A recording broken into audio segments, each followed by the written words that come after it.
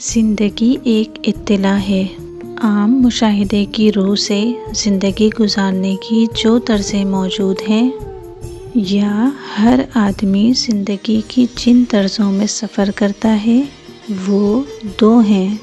ایک طرز یہ ہے کہ آدمی شعوری حواس میں زندگی کے تمام تقاضے پورے کرتا ہے، لیکن ساتھ ساتھ ہر تقاضا پورا کرنے کے لیے اسے جسمانی طور پر محنت اور جد و جہد کرنا پڑتی ہے۔ جب تک جسمانی اعضاء اپنا وظیفہ پورا نہیں کرتے اس وقت تک تقاضے کی تکمیل نہیں ہوتی۔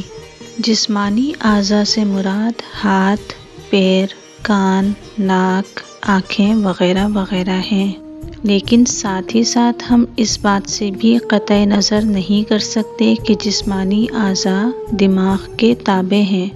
دماغ جب تک متحرک نہیں ہوتا اعضاء میں حرکت نہیں ہوتی، اور دماغ کی حرکت خیال کے تابع ہے۔ جب تک دماغ کے اندر کوئی خیال وارد نہیں ہوتا اس وقت تک دماغ جسمانی اعضاء کو کوئی حکم نہیں دیتا، کوئی ترغیب انسپریشن نہیں دیتا۔ خیال کیا ہے؟ خیال دراصل تقاضے کو پورا کرنے کے لیے ایک اطلاع ہے۔ مثلا دماغ بتاتا ہے کہ اب سو جاؤ، اس لیے کہ مزید جاگنا جسم کے لیے مناسب نہیں ہے۔ پھر دماغ کہتا ہے کہ اب بیدار ہو جاؤ، اس لیے کہ اس سے زیادہ سونا جسمانی کارکردگی کے لیے مضر ہے۔ دماغ کہتا ہے کہ اب کھانا کھاؤ، اس لیے کہ اگر کھانا نہیں کھایا گیا تو زندگی میں ایندھن بننے والی کیلوریز ختم ہو جائیں گی۔ علی ھذا القیاس زندگی کے تمام تقاضے پورا کرنے کے لیے دماغ احکامات صادر کرتا رہتا ہے، اور ان احکامات کی پیروی پورا جسم کرتا ہے۔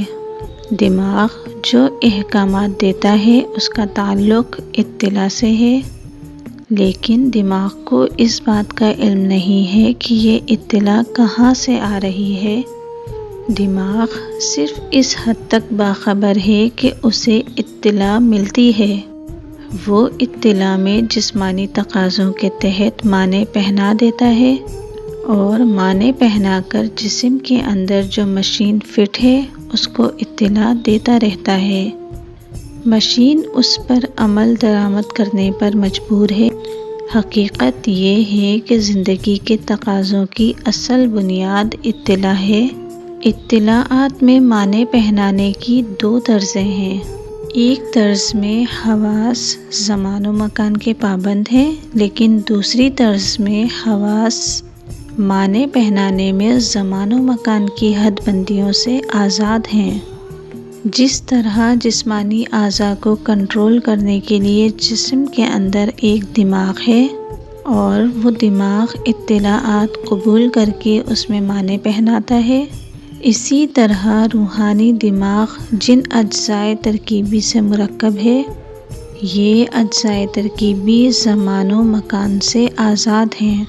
مثال، جسمانی دماغ ہمیں یہ اطلاع دیتا ہے کہ جسم کو انرجی حاصل کرنے کے لیے روٹی کھانے کی ضرورت ہے۔ ہم جب اس اطلاع کی تکمیل کرتے ہیں تو ہمیں تواتر اور تسلسل کے ساتھ کئی حد بندیوں سے گزرنا پڑتا ہے۔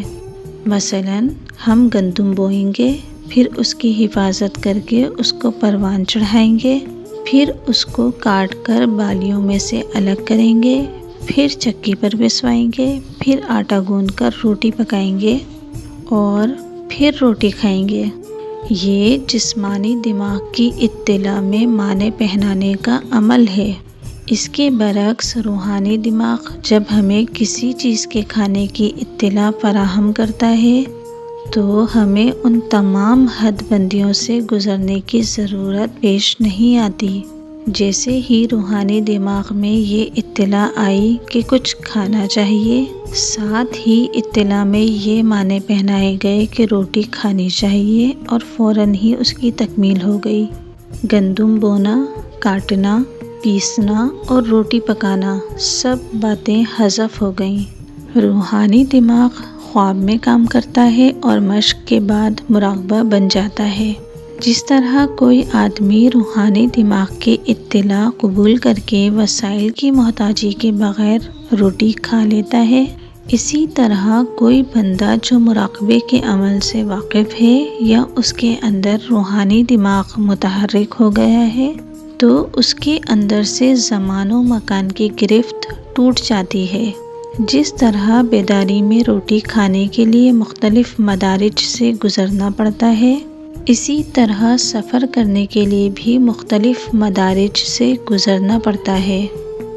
مثلاً ہمیں کراچی سے لندن جانا ہے، گھر سے باہر نکلیں گے، رکشہ یا ٹیکسی میں بیٹھ کر ایئرپورٹ پہنچیں گے، ہوائی جہاز میں سوار ہوں گے اور فضا میں تیرتے ہوئے لندن پہنچیں گے۔ لیکن یہی سفر اگر ہم مراقبے کی حالت میں کریں گے تو نہ گھر سے باہر نکلنے کی ضرورت ہوگی، نہ ٹیکسی رکشہ کی حاجت پیش آئے گی اور نہ ہوائی جہاز میں بیٹھنا عمل میں آئے گا۔ مراقبے میں انسان خیال کی رفتار سے سفر کرتا ہے۔ مثلاً یہ کہ کراچی میں بیٹھے ہوئے آدمی نے اس بات کا ارادہ کیا کہ مجھے دہلی جانا ہے اور وہ سیکنڈ کے 1000ویں حصے میں وہاں پہنچ جاتا ہے۔ اس کی مثال ہر آدمی کے اوپر خواب میں گزرتی ہے۔ ایک آدمی کراچی میں خواب دیکھتا ہے کہ وہ دہلی میں ہے۔ وہ دہلی میں خواجہ قطب الدین بختیار کاکی رحمۃ اللہ علیہ کے مزار پر مراقبہ کر رہا ہے۔ دہلی کی فضا سے پوری طرح باخبر اور متاثر ہے۔ گھر کے کسی آدمی نے پیر ہلا دیا، اب وہ کراچی میں موجود ہے۔